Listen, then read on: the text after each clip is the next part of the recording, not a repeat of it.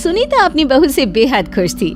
वो अपनी बहू से खुश होती भी क्यों नहीं, आखिर उसको सर्वगुण संपन्न बहू जो मिली थी। लेकिन कहते हैं ना कि 5 उंगली एक बराबर नहीं होती। ठीक वैसे ही रवीना में एक कमी थी। रवीना सर्वगुण संपन्न तो थी, लेकिन वो सुंदर नहीं थी। उसका रंग सांवला था। बस इसीलिए रवीना का पति करण रवीना से नफरत करता था। क्योंकि करण खुद काफी गोरा था, इसलिए उसको एक बेहद ही सुंदर लड़की चाहिए थी, जो कि रवीना नहीं थी। लेकिन वो दिल की बहुत साफ थी। ऐसे ही एक दिन सुनीता अपनी बहू का हाथ बटाने के लिए रसोई में बर्तन धोने जाती है। बहू इस घर में अकेले लगी रहती है, घर में कोई है भी नहीं जो उसकी मदद कर सके। एक काम करती हूँ, मैं ही बर्तन धोकर उसकी थोड़ी हेल्प कर देती हूँ। इतना बोलकर सुनीता बर्तन धोने लगती है तो वहीं कमरे में झाड़ू लगा रही रवीना के कानों में बर्तनों की आवाज आती है और वो झाड़ू को वहीं छोड़कर किचन में जाती है, जहां वो देखती है कि उसकी सास बर्तन धो रही है। माँ जी, ये क्या कर रही हैं आप बर्तन क्यों धो रही हैं? मैं हूं ना, आप आराम कीजिए। अरे बहू, आराम कर करके मेरी कमर अकड़ जाएगी। थोड़ा काम मुझे भी करने दे, ताकि बुढ़ापे में मुझे दिक्कत ना हो। माँ जी, मैं आपको बुढ़ापे में वैसे भी दिक्कत नहीं होने दूंगी, क्योंकि मैं आपसे कोई काम करवाऊंगी ही नहीं। मेरे होते हुए आप इस घर में काम करेंगी, ऐसा थोड़ी ना होगा। अब हटिए, चलिए मुझे बर्तन धोने दीजिए। अरे रहने देना बहू, मुझे करने देना काम। अगर मैं काम नहीं करूंगी ना तो मेरे हाथ पैर बंद हो जाएंगे। अपनी सास की जिद देखकर रवीना ना चाहते हुए भी अपनी सास को बर्तन धोने देती है और एक बार फिर अपने काम में व्यस्त हो जाती है। लेकिन तभी वहां करण आता है और अपनी माँ को इस तरह रसोई में बर्तन धोता देख रवीना पर चिल्लाता है। रवीना, रवीना! करण की आवाज सुनकर रवीना भागते हुए करण के पास आती है। क्या हुआ करण जी, आज आप इतनी जल्दी घर कैसे आ गए? आपकी तबीयत तो ठीक है ना? अरे भाड़ में जाए तबीयत। ये बताओ, तुम मेरी माँ से बर्तन धुलवा कैसे रही हो? तुम्हारे दिमाग में इतनी सी बुद्धि नहीं है कि माँ से काम नहीं करवाना चाहिए क्योंकि वो बीमार रहती है? ये जानते हुए भी तुम माँ से काम करवा रही हो। करण जी, मैंने माँ जी को काम करने के लिए नहीं बोला, बल्कि मैं तो मना कर रही थी। लेकिन बस, मुझे तुम्हारे मुंह से एक लफ्ज और नहीं सुनना। करण रवीना के ऊपर गुस्सा कर ही रहा था, तभी वहां सुनीता आ जाती है और करण से कहती है। करण, ये क्या बदतमीजी है? तू बहू से किस तरह बात कर रहा है? क्या बदतमीजी है माँ? ये बेहुदा लड़की आपसे इस घर के काम करवा रही है। ये घर में शादी करके आई ही क्यों है? महारानी बनने के लिए? सॉरी माँ, लेकिन मैं आपको काम करता हुआ नहीं देख सकता। और तुम मेरी बात कान खोलकर सुन लो, आज के बाद अगर मैंने माँ को काम करते हुए देख लिया ना तो तुम्हारी खैर नहीं है।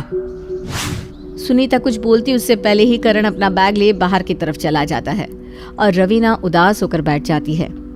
रवीना, तुम करण की बात का बुरा मत मानो, वो अभी गुस्से में है, थोड़ी देर के बाद नॉर्मल हो जाएगा। माँ जी, अब मैं आपको क्या बताऊँ कि वो नॉर्मल बिहेव तो मुझसे करती ही नहीं। अब माँ जी, आप इन बर्तनों को छोड़ दीजिए, मैं घर का सारा काम अकेले कर लूँगी। इतना बोलकर रवीना वहाँ से चली जाती है। ऐसे ही समय गुजरता है और गुजरते समय के साथ करण का बिहेवियर रवीना के लिए और ज़्यादा बदलता जा रहा था। ऐसे ही एक रात रवीना अपने कमरे में बैठी थी, तभी वहाँ करण आता है और अपना बिस्तर लेकर बाहर की तरफ जाने लगता है। करण जी, रुक जाइए ना, आप मुझसे इस तरह कटे कटे क्यों रहते हैं? आखिर मैंने ऐसा क्या किया है जो आप मेरे साथ इस तरह का बर्ताव रखते हैं? जाने अनजाने में मुझसे कोई गलती हुई है तो प्लीज़ मुझे बता दीजिए, पर मेरे साथ इस तरह का व्यवहार मत करिए प्लीज़। तुझे जानना है ना कि मैं तेरे साथ इस तरह का बर्ताव क्यों करता हूँ? क्यों आखिर मैं तुझसे दूर दूर रहता हूँ? तो मेरी बात कान खोलकर सुन ले। मेरी शादी तुझसे ज़बरदस्ती करवाई गई थी। ना तो मैं तुझे पसंद करता हूँ और ना ही कभी करूँगा। अरे तूने मेरा और अपना लेवल देखा है? कहाँ मैं, कहाँ तू? मैं इतना हैंडसम और स्मार्ट बनता हूँ और तू एक काली कलोटी सी लड़की जो सिर्फ घर संभालने के अलावा और कुछ नहीं जानती। चलो हटो यहाँ से, जाने दो मुझे। इतना बोलकर करण वहाँ से चला जाता है। लेकिन करण की इतनी कड़वी बातें मानो रवीना के कलेजे को छलनी छलनी कर जाती है। रवीना उस रात फूट फूट कर रोती है, क्योंकि उसे कुछ समझ में नहीं आ रहा था कि अब वो क्या करे। समय ऐसे ही गुजरता है और गुजरते समय के साथ एक दिन करण के कुछ दोस्त उसके घर आते हैं, जहाँ रवीना उन सभी के लिए चाय लेकर आती है। बहुत हो गई बातें, अब कुछ नाश्ता कर लीजिए। हाँ हाँ, क्यों नहीं। वैसे आप है कौन? मैं इनकी ये मेरी नौकरानी है। अरे वाह, नौकरानी है लेकिन ठाट बाट तो देखो, बिल्कुल मालकिनों जैसे लग रहे हैं। पर जो भी है करण, तूने सच में बहुत अच्छी नौकरानी चुनी है, वरना आजकल की नौकरानी पता नहीं कैसी अजीब सी होती है। उन्हें ना तो कपड़े पहनने का ढंग होता है, ना ही बात करने का। करण की बात सुनकर रवीना को एक धक्का लगता है और वो सबको चाय देकर वहां से चली जाती है और कमरे में जाकर फूट फूट कर रोने लगती है। आखिर मैंने ऐसे कौन से बुरे कर्म किया है जिसकी सजा भगवान मुझे अब दे रहा है। मेरे पति ने मुझे नौकरानी का दर्जा दे दिया।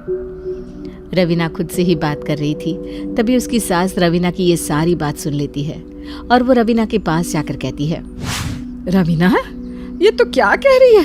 करण ने तुझे... कोई बात नहीं, करण को तो मैं बताऊंगी और उसके दोस्तों को भी। आखिर वो जिसे नौकरानी समझ रहे वो दरअसल नौकरानी नहीं बल्कि करण की पत्नी है। सुनीता गुस्से में वहां से जाने लगती है, पर रवीना अपनी सास का हाथ पकड़कर उसे रोक लेती है। माँ जी मत जाइए बाहर। उनके दोस्तों के बीच उनकी बहुत इज्जत है। मैं नहीं चाहती कि मेरी वजह से उनकी इज्जत पर कोई भी आँच आए। प्लीज माँ जी, मैं आपके आगे हाथ जोड़ रही हूँ, आपके पैर पड़ रही हूँ, प्लीज। रवीना को इस तरह गिड़गिड़ाता हुआ देख सुनीता अपनी आंखों में आंसू लिए अपने कदमों को रोक लेती है और वो ना तो करण से कुछ कहती है ना ही उसके दोस्तों से। समय गुजरता है और गुजरते समय के साथ एक दिन करण अपनी ऑफिस में बैठकर अपनी पत्नी के बारे में सोच रहा था, तभी उसका एक खास दोस्त राज उसके पास आता है और उसको इस तरह परेशान देखकर कहता है, करण क्या हुआ? मैं तुझे काफी टाइम से देख रहा हूँ, तो बहुत उदास रहता है, चिड़चिड़ा भी रहने लग गया है। कोई बात है क्या? नहीं यार, कोई ऐसी बात नहीं है, बस थोड़ा घर से परेशान हूँ। खैर छोड़ इन सबको, तू बता तू कैसा है? तेरी लाइफ में सब कुछ अच्छा चल रहा है ना? अच्छा तो चल रहा है, लेकिन मुझे तेरी परेशानी का कारण जानना है। बताना यार, क्या बात है? घर में बहस हुई है क्या? किसी से झगड़ा हुआ है? अब तुझसे क्या ही छुपाऊं, तू मेरी शादी में आया था। तू तो जानता ही है कि मेरी और रवीना की शादी हुई है, लेकिन रवीना मुझे बिल्कुल पसंद नहीं। मतलब उसको कहीं भी अपनी बीवी इंट्रोड्यूस करने में मुझे बहुत शर्मिंदगी महसूस होती है, क्योंकि मैं इतना हैंडसम हूँ और वो एक काली सी लड़की। नहीं यार, मैं उसे अपनी वाइफ के रूप में एक्सेप्ट कर ही नहीं सकता। करण, तू कैसी बात कर रहा है? वो जैसी भी है तेरी पत्नी है, और भाभी काली थोड़ी ना है, उनका तो रंग सांवला है। और भले ही वो सुंदर नहीं है, लेकिन दिल की तो साफ है ना। वो तेरे घर का कितना ख्याल रखती है। सोच, तुझे ऐसी लड़की कभी नहीं मिलेगी। नहीं यार, पता नहीं क्यों मैं इन सारी चीज़ों को एक्सेप्ट ही नहीं कर पा रहा हूँ। मैं रवीना को कभी अपनी वाइफ के रूप में नहीं अपना पाऊंगा। करण रात से ये बात कर ही रहा था, तभी उसकी नजर अपने ऑफिस की एक लड़की पर पड़ती है जो दिखने में बेहद खूबसूरत थी। वैसे राज, ये लड़की कौन है? दिखने में तो काफ़ी ब्यूटीफुल लग रही है। मतलब बिल्कुल मेरे लेवल की। ये पूजा है, अभी ज्वाइनिंग हुई है इसकी हमारे ऑफिस में। वैसे इस पर ना ध्यान मत देना, मुझे तो ये लड़की सही नहीं लगती, बाकी तेरी मर्जी। राज करण को समझाकर चला जाता है, लेकिन करण राज की बात को सुना अनसुना कर देता है और उससे बातचीत शुरू कर देता है। समय गुजरता है और गुजरते समय के साथ करण और पूजा की गहरी दोस्ती होती है, और वो दोस्ती कब प्यार में बदल जाती है किसी को पता नहीं चलता। क्योंकि करण पूजा से बेहद प्यार करने लग गया था, इसलिए करण पूजा से दूसरी शादी कर लेता है और वो शादी करके उसे अपने घर ले आता है, जहाँ करण और पूजा को ऐसे देखकर सभी को एक बहुत बड़ा झटका लगता है। रवीना तो मानो करण को देखकर कुछ बोल ही नहीं पाती, तो वहीं सुनीता करण को एक जोरदार थप्पड़ मारती है। नालायक, ये क्या किया तूने? एक बीवी के होते हुए तूने दूसरी शादी कर ली, वो भी इस कलमुही घरनाशी से। माँ, जुबान संभाल कर बात कीजिए, ये मेरी पत्नी है, समझिए आप। करण जी, आपने मेरे साथ ऐसा क्यों किया? मेरे जीते जी आप मेरी सौतन ले आए। देख रवीना, मैंने तुझे पहले ही कहा था कि मैं तुझसे शादी करना ही नहीं चाहता था। मैं तेरी जिंदगी खराब करने का कोई शौक नहीं रखता था, पर मेरी महान माँ ने मेरी शादी तुमसे करवा दी। अब बता, इसमें मेरी क्या गलती है? इतना बोलकर करण पूजा का हाथ पकड़कर उसे अपने कमरे में ले जाता है, लेकिन रवीना वहीं हॉल में बैठकर फूट फूट कर रोने लगती है। सुनीता अब अपनी बहू को जैसे तैसे संभालती है। रवीना अपने कमरे में जाती है, जहां वो करण को पूजा के साथ देखती है।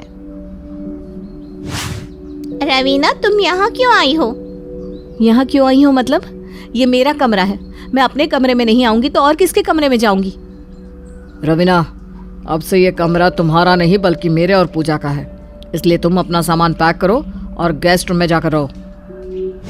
करण की बात सुनकर रवीना एक बार फिर टूट जाती है और बिना कुछ कहे अपना सामान पैक कर गेस्ट रूम में रहने लगती है।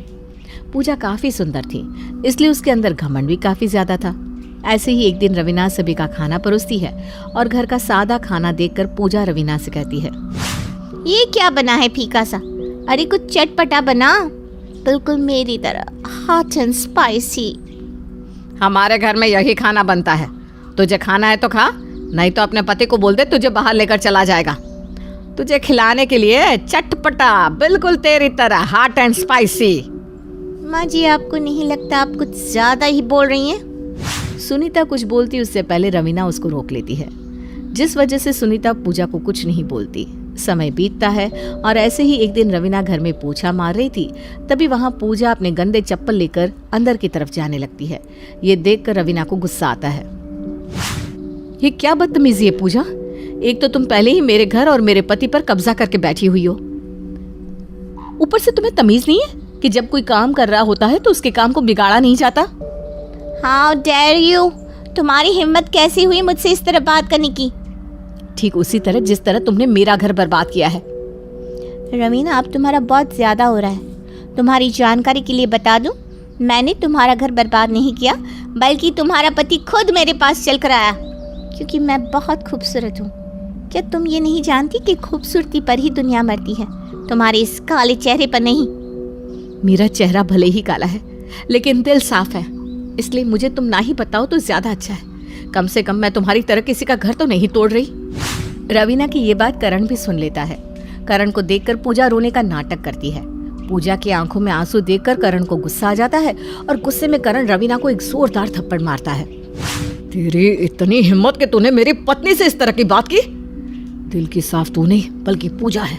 अरे जैसी तेरी शक्ल काली है ना, वैसा ही तेरा दिल और मन दोनों ही काले हैं। और इस घर पर पूजा ने नहीं बल्कि तूने सांप की तरह छत्ता फैला रखा है। हमारी छाती पर मूंग दल रही है तू।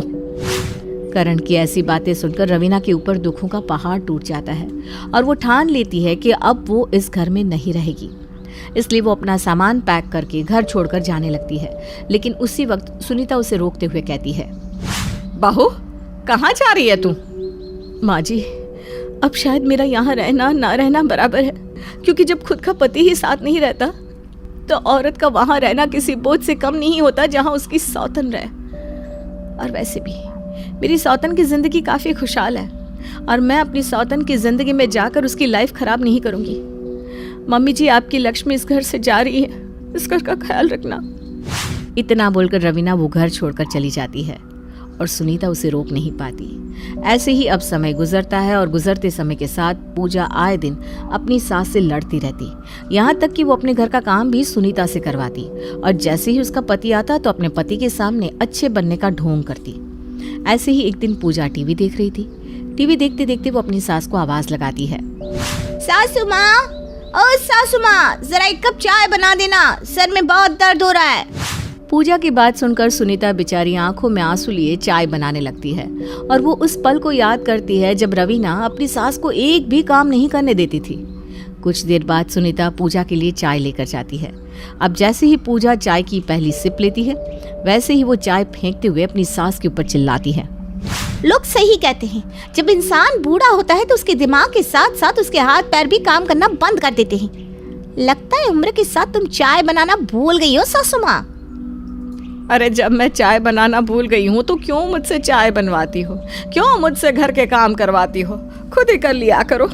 आखिर क्यों काम चोरी करती हो तुम? सासू माँ, मैं यहाँ काम करने नहीं बल्कि आराम करने आई हूँ। और वैसे भी आपसे मैं इसलिए काम करवाती हूँ क्योंकि अगर मैंने काम किया तो मेरी स्किन खराब हो जाएगी। अब अपना मुंह मत चलाओ और मेरा सर दबाओ, क्योंकि मेरे सर में तेज दर्द हो रहा है। पूजा की ऐसी बात सुनकर सुनीता की आंखों में आंसू आ जाते हैं।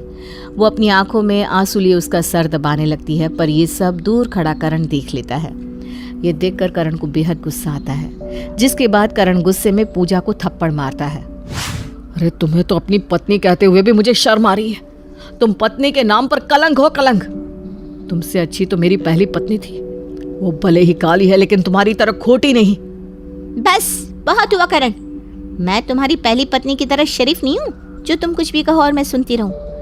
अगर मैं सुनना जानती हूँ तो सुनाना भी जानती हूँ। और हाँ, कलंक मैं नहीं, कलंक तुम हो, जो एक पत्नी के होने के बावजूद तुमने दूसरी शादी की, वो भी सिर्फ इसलिए क्योंकि वो सुंदर नहीं थी। अरे थू है ऐसे मर्द पर जो अपनी पत्नी को सुंदरता से तोलता है। और खोटी मैं नहीं, खोटे तुम हो, जो अपनी पहली बीवी का ना हो सका, वो मेरा क्या होगा। बस करो पूजा, तुम बहुत बोल रही हो। अगर तुम चुप नहीं हुई तो क्या छोड़ दोगे? अरे तुम क्या छोड़ोगे, मैं ही तुम्हें छोड़ दूंगी, क्योंकि मैं इस घर में रह नहीं सकती जहाँ औरतों को उसकी सुंदरता से जज किया जाए। इतना बोलकर पूजा अपने कमरे में जाती है और सामान पैक करके घर छोड़कर चली जाती है। ये सब देखकर करण को बहुत दुख होता है और उसे रवीना याद आती है। उसे ये भी याद आता है कि किस तरह उसने रवीना के साथ बुरा बर्ताव किया था। माँ, लगता है सच में मैंने बहुत बड़ी गलती कर दी। मैंने सुंदरता के पीछे उस लक्ष्मी को अपने घर से जाने दिया जिसने मेरे इस घर को जोड़ कर रखा था। तो क्या हुआ बेटा, अभी भी समय है, जा जाकर बहू को वापस ले आ। और बहू को लेने तो अकेला नहीं बल्कि मैं भी तेरे साथ जाऊंगी। इतना बोलकर करण और सुनीता रवीना के मायके जाते हैं। रवीना, मुझे माफ कर दो, मुझसे बहुत बड़ी गलती हो गई। मैंने सोने की चाह में हीरा खो दिया। मुझे माफ कर दो रवीना, प्लीज मुझे माफ कर दो और एक बार फिर मेरे साथ अपना घर बसा लो। मैं तुमसे वादा करता हूँ, इस बार मैं कभी कोई कमी नहीं छोड़ूंगा। मैं तुम्हें कभी कोई तकलीफ नहीं पहुंचाऊंगा, कभी कोई दुख नहीं दूंगा। हाँ बहू, मेरे घर को दोबारा मंदिर कर दे, वो घर पाप का घर हो गया है। सुनीता और करण की बात सुनकर रवीना मुस्कुराती है। माँ जी, मैं आपकी बहुत इज्जत करती हूँ और तो और मैं आपको अपनी माँ की तरह मानती हूँ। मैंने आपको कभी भी अपनी सास नहीं माना। मैं आपकी सेवा जिंदगी भर करूँगी, लेकिन मुझे माफ़ करना, मैं उस घर में दोबारा कदम नहीं रखूँगी जहाँ मेरे दामन पर दाग लगाया जा चुका है। करण जी, आपको आपकी ज़िंदगी मुबारक, लेकिन मैं आपके साथ आपके घर नहीं आ सकती। रवीना करण के साथ आने के लिए मना कर देती है और अपनी एक अलग ज़िंदगी शुरू कर देती है। तो वहीं करण को भी अब रवीना को खोने का काफ़ी दुख था, लेकिन अब तो कुछ नहीं हो सकता। वो कहते हैं ना, अब पछताए होत क्या जब चिड़िया चुग गई खेत। अपने कमरे में बैठी अंकिता एक बार किताबों के ढेर को देखती तो एक बार एग्जाम के शेड्यूल को। हे भगवान, 10 दिन बाकी है एग्जाम को, इतना सारा सिलेबस करना है, कैसे होगा सब। एक तो कॉलेज वाले भी ना 10 दिन पहले कौन बताता है कि एग्जाम होने वाले हैं। इनका बस चले ना तो एग्जाम के दिन ही शेड्यूल लाते। अब कैसे क्या करूं मैं।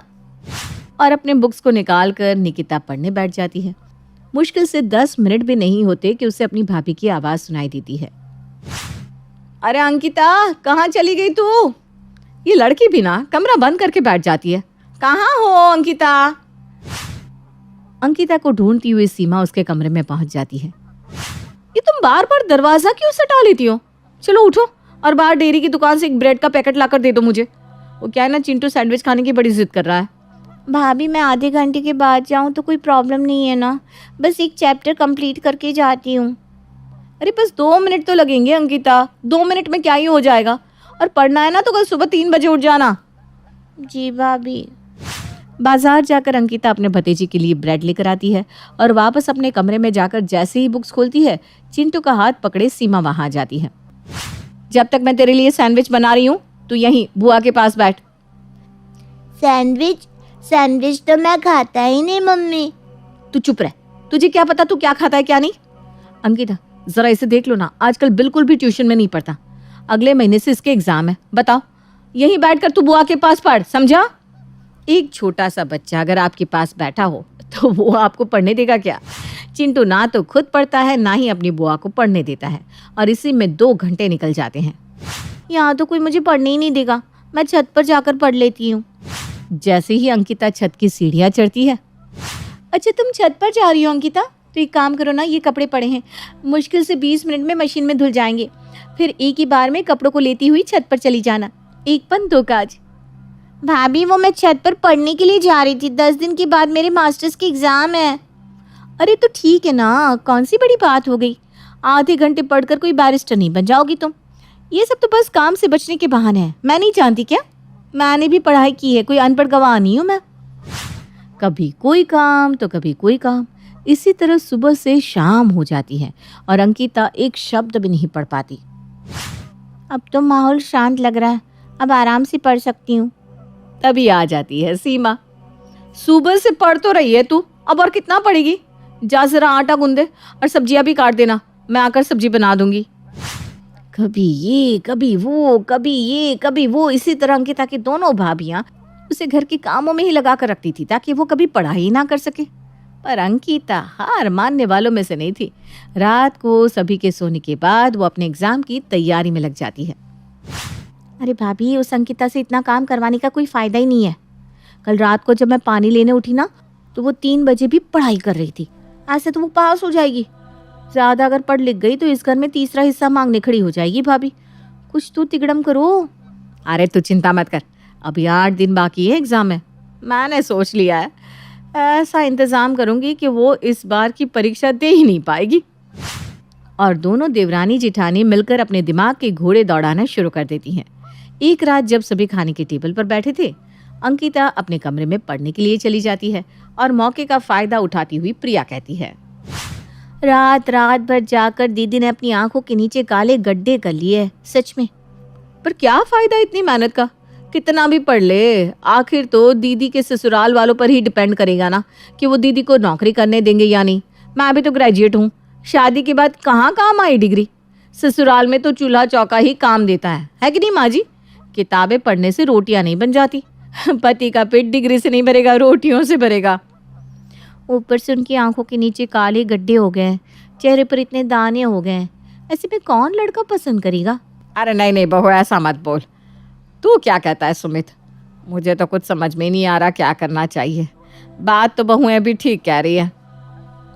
हाँ माँ, इन दोनों की बात में दम तो है। काम के चक्कर में हमने तो ये सोचा ही नहीं कि अब अंकिता की शादी की उम्र हो गई है, और अगर वो घर का कामकाज ना सीख कर पढ़ाई ही करती रहेगी तो कैसे बसा पाएगी अपना ससुराल। पर अभी 1 हफ्ते बाद उसके एग्जाम है, ये एग्जाम दे देती है, उसके बाद देखते हैं क्या करना क्या नहीं।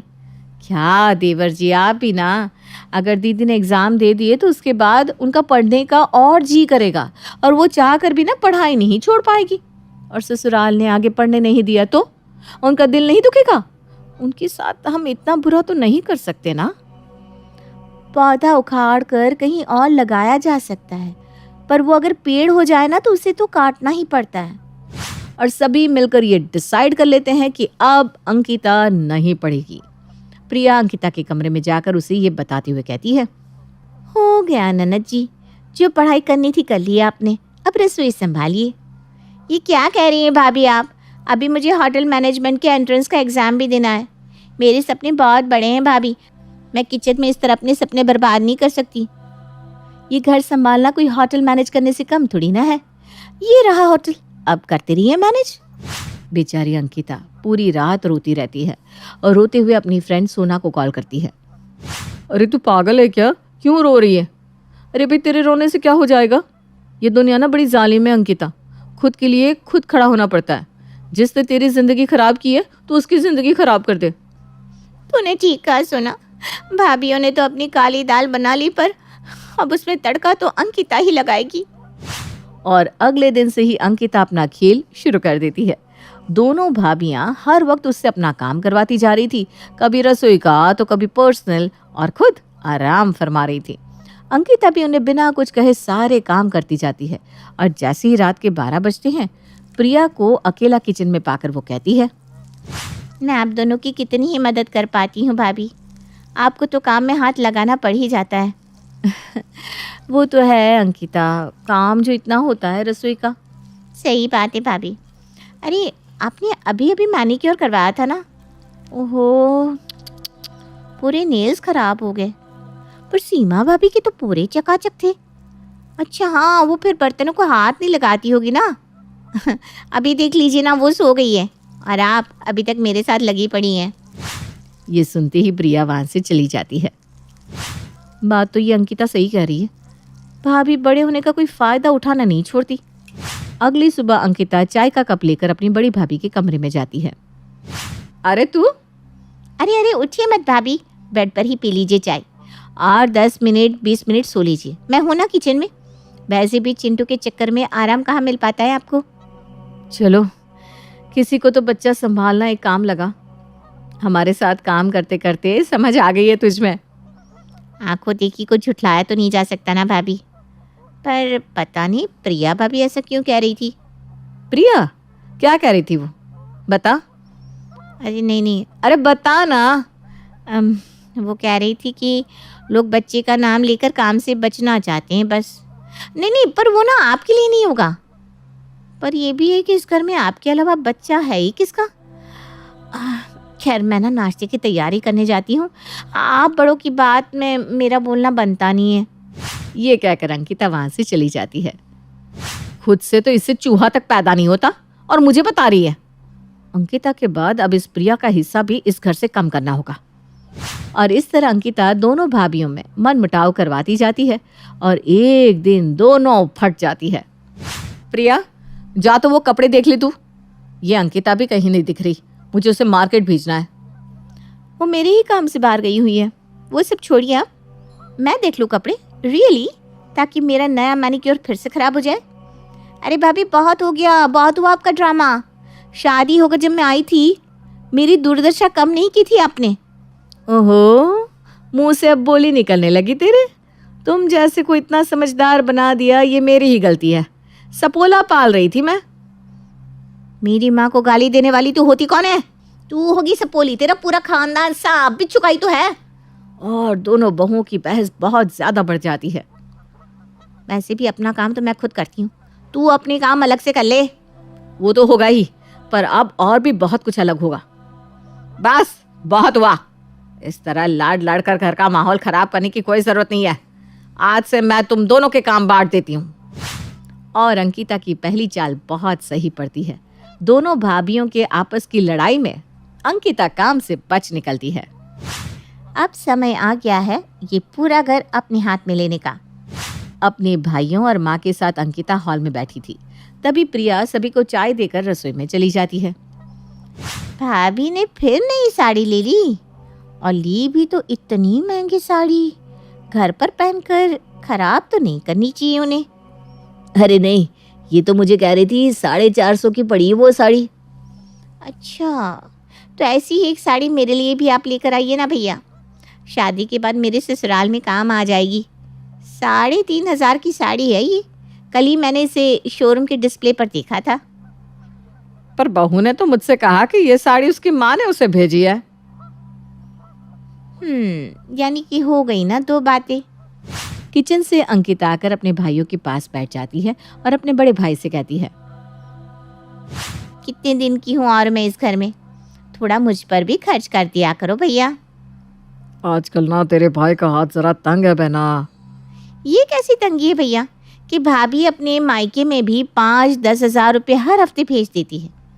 अब वो तो बेचारी कमाती भी नहीं, तो आप ही देती होंगे ना पैसे उन्हें। अरे यहाँ मैं पाई पाई करके पैसे जोड़ता हूँ और ये पैसे अपने मायके भिजवा देती है। ये तो गलत है। ये दोनों बहुएं बेफिजूल के खर्चे कर रही हैं। वैसे पैसे कहाँ से आ रहे हैं उनके पास? तूने तो अकाउंट्स में ग्रेजुएशन किया है बेटा, तू ही समझा दे जरा। ये खर्च घर खर्च के पैसे से निकाले जा रहे हैं मम्मी। दोनों भाभियों को आप अलग अलग 30-30 हज़ार रुपये देती हैं। इस घर को चलाने के लिए मुश्किल से 35 हज़ार रुपयों की ज़रूरत है, और दोनों के पास है कितने? 60 हज़ार। तो बचे हुए 25 हज़ार तो उड़ाए ही जाएंगे ना।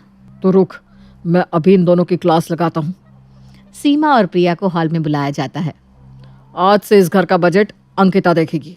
राशन के पैसे, हाथ खर्च के पैसे और जो भी एक्स्ट्रा पैसे जिसे भी चाहिए होंगे उसे वो पैसे अंकिता से ही मांगने होंगे। अब इसने कॉमर्स की पढ़ाई की है तो कम से कम उस पढ़ाई का इस्तेमाल तो हो। और अगले दिन से अंकिता के दिन पलट जाते हैं।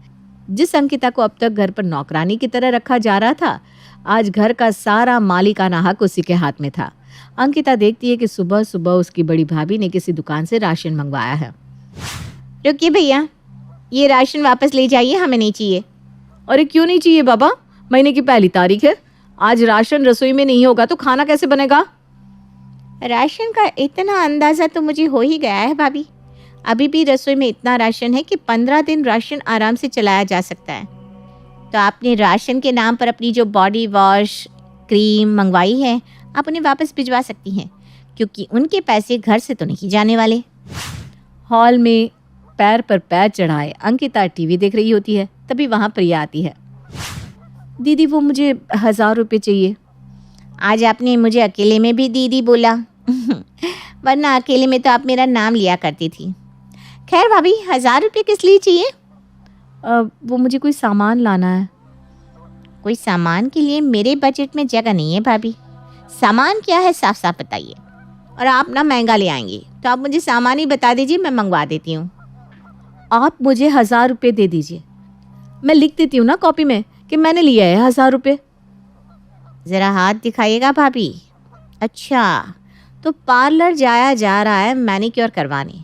एक काम कीजिए भाभी, एक बर्तन में पानी लीजिए, उसमें शैम्पू डाल दीजिए, थोड़ा सा बेकिंग सोडा और हाथ डुबोकर बैठ जाइए। घर में ही मैनिक्योर हो जाएगा। क्यों बर्बाद करने हैं पैसे? हाथ में पैसे आ गए तो हम पर हुक्म चला रही है। चला चला, देखते हैं कब तक चला लेती है तू। अंकिता अपना हाथ कस लेती है और हर चीज की पूरी निगरानी शुरू कर देती है। एक रोज अपने कमरे में छिपकर सीमा अपने भाई से बात कर रही होती है। अरे भाई, मैं तुझे कैसे पैसे भेजूं? तेरे दिमाग के पैदल जीजा को तो मैं धोखा दे देती थी, पर अब ये मेरी ननद हर वक्त मेरे सर पर नाक की तरफ फन मारकर बैठी रहती है। तो यहाँ आ जाते थे पैसे। वैसे इस बातचीत की रिकॉर्डिंग कर ली मैंने। अब ये प्रूफ बस सभी के सामने रखना बाकी है। मैं तेरे आगे हाथ जोड़ती हूँ अंकिता, प्लीज ऐसा मत करना, मेरा घर टूट जाएगा। अंकिता, तो टूट जाए भाभी, मेरा भी तो जीवन खराब किया है ना आपने, नहीं किया क्या? अब अंकिता एक डिक्टेटर की तरह अपनी भाभियों को अपनी उंगलियों पर नचाना शुरू कर देती है। प्रिया भाभी कहाँ हैं आप? आपके मायके वालों के पास तो खुद खाने के लाले पड़े हुए हैं, तो फिर मायके से आप इतनी साड़ियाँ कैसे ला रही हैं? और ये खाने का बिल कहाँ से आया? मतलब आप रात को बाहर से खाना भी मंगवा कर खा रही हैं? अभी भी महीने के पैसों में से बचाए हुए पैसे आपके पास भरे पड़े। अब तो ये सारी बातें घर वालों के सामने लानी ही पड़ेगी मुझे। मैं तेरे पैर पड़ती हूँ अंकिता, तू कहेगी तो मैं तेरे पैर भी दबा दूंगी, तेरा सर दबा दूंगी, तुझे रानी की तरह रखूंगी। तो एक काम कर, ज्यादा नाराज है ना तो मुझे 2 झापड़ मार ले, सच में, पर मेरे साथ ऐसा मत कर। थप्पड़ मारकर मेरे सपने वापस लौट आएंगे क्या भाभी? इस घर में मैं और कितने दिन राज कर लूँगी? ज़्यादा से ज़्यादा 3-4 साल। उसके बाद तो आप आज़ाद हो ही जाएंगे ना। पर आपने तो मुझे जीवन भर के लिए पिंजरे में बंद कर दिया, काट दिए मेरे पंख, छुड़वा दी मेरी पढ़ाई। तुझे क्या लगता है ये सारी बातें अगर मेरे पति को पता चल गई तो वो कभी मुझ पर विश्वास कर सकेंगे? इन्होंने तो मुझे बाहर ले जाना भी बंद कर दिया है, एक पैसे नहीं देते, ऊपर से मुझसे उखड़े उखड़े रहते हैं। हमारा घर टूट रहा है दीदी, प्लीज़। हाँ दीदी, जो हुआ उसे भूल जाइए। मेरा दिमाग बड़ा तेज़ है भाभी। वो दिमाग अगर पढ़ाई में लगा रहा होता तो आज मैं न जाने कहाँ से कहाँ पहुँच चुकी होती। पर आप ही तो चाहती थी कि मैं रसोई में रहूँ, तो फिर दिमाग अगर रसोई में चलेगा तो पीसेंगे तो आप दोनों ही ना। नहीं चलेगा रसोई में दिमाग, अब आप पढ़ाई करेंगे। एक सेमेस्टर का एग्ज़ाम छूटा है ना, कोई बात नहीं, आप नेक्स्ट सेमेस्टर में इस सेमेस्टर की भी एग्ज़ाम दे दीजिएगा। मुझे आप पर पूरा भरोसा है, आप सारे सिलेबस कवर कर लेंगी दीदी। हमसे बहुत बड़ी गलती हो गई, ये सब करके हमने अपने ही पैरों पर कुल्हाड़ी मारी है। आपको पढ़ाई ही शोभा देती है और हम दोनों को रसोई का काम। जिस तरह से हमने सभी को आपकी पढ़ाई के खिलाफ किया था, हम उन्हें पढ़ाई के फ़ायदे बताएंगे। किस तरह आज पढ़े लिखे होने के कारण ही आप घर का बजट संभाल पा रही हैं और बहुत कुछ कर पा रही हैं। दीदी, पर प्लीज़ आप इस काम को छोड़ दीजिए और पढ़ाई शुरू कर दीजिए। और आखिर वो हो ही जाता है जो अंकिता चाहती थी। 6 महीने बाद। अरे दीदी, आपने अपना टिफ़िन छोड़ दिया, एग्ज़ाम के ब्रेक में क्या खाएंगी आप? दीदी आपने बॉक्स रखा ना। एक मिनट दीदी, ये दही चीनी खा कर जाइए, शुभ होता है। भगवान करे आपका एग्ज़ाम अच्छा जाए। और ये ननद को जिस तरह अपनी भाभियों के ससुराल को चलाती है कि उन दोनों को लाइन पर ला देती है। अंकिता अपनी डिग्री कंप्लीट कर लेती है और उसे फॉरेन में जॉब भी लग जाती है और अपने पंख फैलाती हुई अंकिता एक अच्छी खासी सैलरी पर विदेश चली जाती है।